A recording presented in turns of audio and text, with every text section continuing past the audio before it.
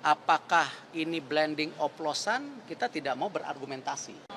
Bagaimana tentu kita apresiasi yang dilakukan kejaksaan, kita hormatin. Seperti dulu kita sama-sama kejaksaan, kasus Asabri, Jiwasraya, Garuda, kita berpartisipasi. Yang penting, kalau sama dulu juga yang Garuda, jangan sampai nanti ada kasus yang sama, akhirnya Garudanya bangkrut, tidak bisa terbang. Nah, kalau teman-teman ingat dulu, kalau sampai restrukturisasi itu gagal, ya jangan bicara tiket turun hari ini, jumlah pesawatnya tidak ada. Nah, waktu itu penyelamatan Garuda juga memastikan Garuda tetap terbang lebih baik. Ya, terbukti hari ini lebih baik. Nah, sama di Pertamina sendiri tentu kita akan review total. Seperti apa nanti bisa perbaikan-perbaikan yang kita lakukan ke depannya. Ya, banyak yang bicara bagaimana peran SKK Migas, bagaimana peran Menteri SDM, bagaimana Menteri BUMN, bagaimana juga lain-lain. Nah, ini yang kita konsolidasikan, kita harus berikan solusi. Seperti yang Pak Presiden selalu bilang, antara menteri ini berkomunikasi. Dan insya Allah saya sama Pak Bahlil bisa kasih solusi ini. Ya, dan kita sama-sama petakan mana yang kita bisa lebih efisiensikan. Ya, ini ada holding, ada subholding. Seperti apa kita review. Ya, apakah ini mungkin ada 1-2 perusahaan yang harus dimergerkan supaya nanti antara kilang dan Patra Niaga tidak ada exchange penjualan, ya kita review, nggak apa-apa. Ini kan bagian dari improvisasi. Tetapi kalau kita lihat kondisi Pertamina keuangannya dulu dan sekarang itu jauh lebih baik, pelayanannya lebih baik. Nah, apakah ada kasus-kasus? Saya rasa sama. ASDP juga ada kasus. Ya, tapi jangan sampai persepsinya bahwa ketika ada oknum, ada individu, akhirnya seluruh korporasinya itu dibilang tidak baik. Kita harus jaga loh. Karena banyak sekali penugasan yang dilakukan tentu pemerintah kepada BUMN yang selama ini improvisasinya luar biasa. Nah, ini yang kita jaga. Pak, sudah ada koordinasi Pak dengan Pak Bahlil Pak untuk yang katanya untuk memaksimalkan hasil minyak mentah di dalam negeri. Sudah nanti kan kemarin sama Pak Bahlil itu sama Bu Menkyu, mungkin teman-teman media pernah ingat kita sudah mulai rapat RUPTL yang listrik. Ya, waktu itu ingat kan? Nah, sekarang kan kita juga Kementerian BUMN mengusulkan juga rencana untuk minyak dan gas. Karena supaya seperti listrik juga. Jadi prediksi 10-15 tahun lagi untuk investasi listrik tentu terbarukan bisa kita mulai dari sekarang. Karena kalau dulu misalnya investasi dengan power plant batu bara itu mungkin 4 tahun jadi. Tapi kalau dengan tenaga air itu perlu 8 tahun. Tenaga nuklir saya nggak pengalaman, saya nggak bisa ngomong. Saya yakin lebih dari 8 tahun, mungkin ya saya nggak tahu. Nah, sama untuk rencana migas ini tentu ada Donggi Senoro akan habis tahun 2027 atau 28. Itu seperti apa? Investasi Inpex yang sudah lama terbengkalai seperti apa? Ya, karena kenapa? Isunya nggak bisa sepotong-potong. Misalnya ini antara gas dan industri seperti apa? Nah, justru kenapa Bapak Presiden kemarin melakukan pertemuan kementerian di Magelang, atau kemarin gubernur dan wali kota bupati di Magelang, ini sama. Ini bagian konsolidasi. Dan kita harus apresiasi itu. Jadi ya, kalau ditanya apakah sudah bertemu dengan Pak Bahlil, ya sudah. Ini kita lagi dorong RUPTL digetok, baru rencana untuk minyak gasnya yang kita akan dorong juga. Pak, dan kasus korupsi ini kan Kenapa? Ya enggak, kalau kecolongan ya kembali, kita selama 5 tahun ini kan sudah memperbaiki sistemnya. Bayangkan, laporan keuangan transparan, kita juga mengkoreksi diri kita sendiri melaporkan kasus-kasus korupsi. Ya tentu pasti ada, ya dinamika itu ada. ASDP kemarin, ya ada ini, dulu ada juga ya Garuda, ya itu situasi yang justru gini. Jangan justru gara-gara ini kita jadi setback. Justru apa? Apa yang kita lakukan transformasi ini kita harus lebih dorong lagi. Apalagi ke depan, antara investasi dan juga operasional, ya dengan ada Danantara, ini kan juga ada peningkatan kualitas investasi. Kan Mohon maaf misalnya, dulu yang namanya investasi BUMN itu tidak pernah didiskusikan, karena saya nggak punya power itu. Ini bukan ngebela diri ya, ini nggak punya power itu. Tapi dengan lahirnya undang-undang, nanti semua investasi itu ada komite investasinya. Itu sebuah langkah yang maju loh. Kalau dulu saya lihat satu-satu, ya. Tapi kan ingat dong, Menteri BUMN ini kan nggak day to day. Yang day to day itu kan ya direksi dan komisaris. Nah, artinya dengan ada komite investasi nanti seluruh usulan investasi ya atau pengembangan yang menggunakan uang besar itu ada komitenya. Nah, ini kan improve. Nah, lalu juga masalah operasional korporasi dan penugasan. Dengan ada undang-undang yang baru, penugasan tetap saya ya cek dan bahkan periksa.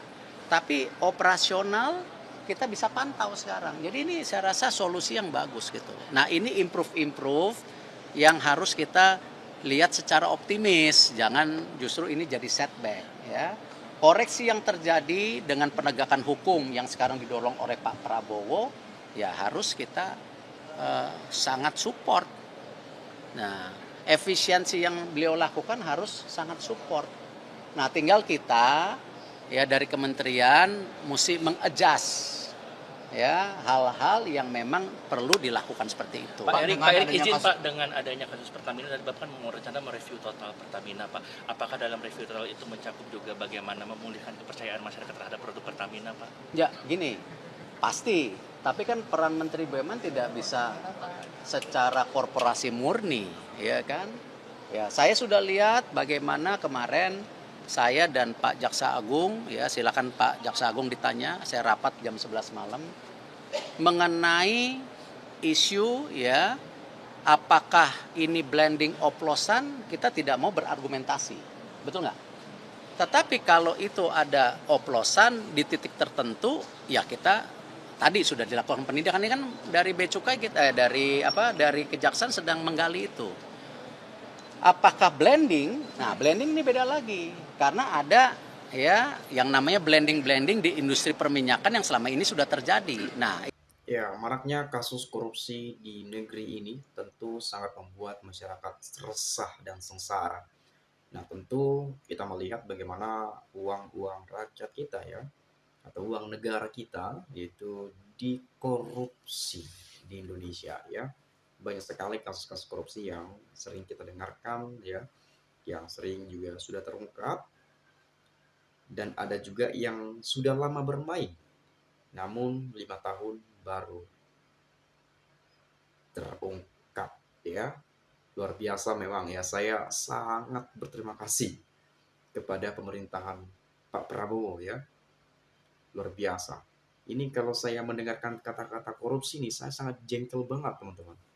Ini mau gue pengennya ini kapan ya dimusnahkan gitu ya, ya kapan diselesaikan ini, kapan dimusnahkan gitu. Saya sangat ingin sekali ya, korupsi itu memang habis pangkes sampai itu ya. Dan mungkin bukan cuma saya, banyak ya, banyak rakyat, mungkin semua rakyat lah yang mungkin ingin sekali bahwa para koruptor itu di bumi hanguskan dari negeri ini. Dan di pemerintahan Pak Prabowo sudah banyak yang terungkap, termasuk masalah kasus korupsi di Pertamina hampir 1.000 triliun rupiah. Dan ada juga tadi penyampaian dari Pak Erick Thohir ya selaku Menteri BUMN di pemerintahan Pak Jokowi, dan beliau juga diberikan kepercayaan oleh Pak Prabowo sebagai Menteri BUMN juga. Iya kali ya, Menteri, iya kalau nggak salah ya. Dan beliau tadi angkat bicara ya soal kasus di Pertamina, tentu teman-teman juga sudah mendengarkan, tapi saya nggak terlalu jauh untuk membahas ke sana. Karena banyak yang mengatakan ya Pak Erick Thohir sudah bisa dipecat, ya. Pak Erick Thohir dicopot aja, nggak becus, memimpin dan sebagainya. Pak Erick Thohir diperiksa, Pak Erick Thohir harus diproses secara hukum dan sebagainya. Itu banyak sekali komentar-komentar yang sering saya temukan di beberapa video-video saya. Tapi saya akan coba buktikan, barangkali ada di sini gitu ya. Nah ini nih, dari Raffles. Erick Thohir harus diperiksa atau harus diproses secara hukum ya, karena dia sebagai Menteri BUMN harus bertanggung jawab terhadap korupsi Pertamina.